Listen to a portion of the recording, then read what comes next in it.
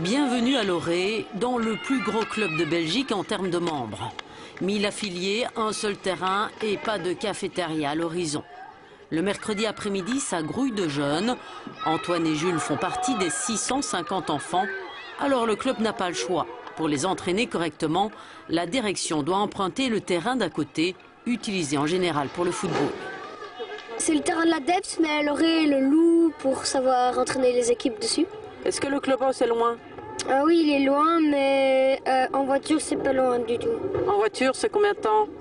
5 à 3 minutes. Et en marchant, c'est beaucoup plus loin? Oui, En béton?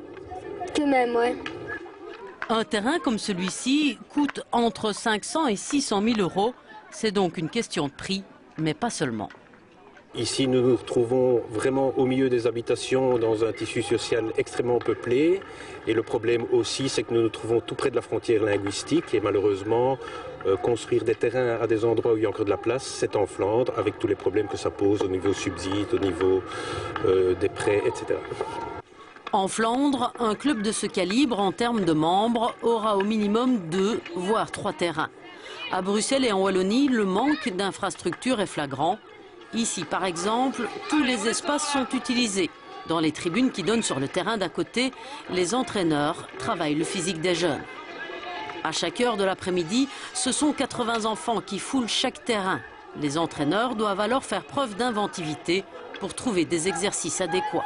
C'est clair qu'en étant nombreux sur un terrain, on peut aborder certaines facettes du jeu, le jeu dans les petits espaces, c'est sûr, mais par contre, tout ce qui concerne le jeu dans les plus grands espaces, bien, cette facette-là n'est pas abordée. Et donc je pense qu'une fois que nous aurons des terrains plus nombreux, on pourra encore faire un pas en avant dans les apprentissages techniques et tactiques.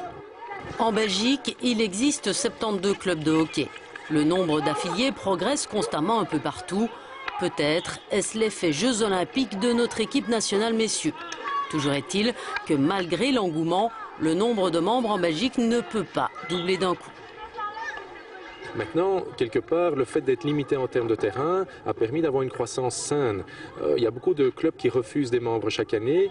C'est dommage, mais en même temps, d'un point de vue encadrement, si en une fois on passait de 23 000 membres à 35 000 membres, on serait complètement coincé parce qu'on n'aurait pas les hommes et les femmes derrière pour encadrer toutes ces équipes au niveau des entraînements, au niveau des coachs. Et donc, il faut faire ça progressivement.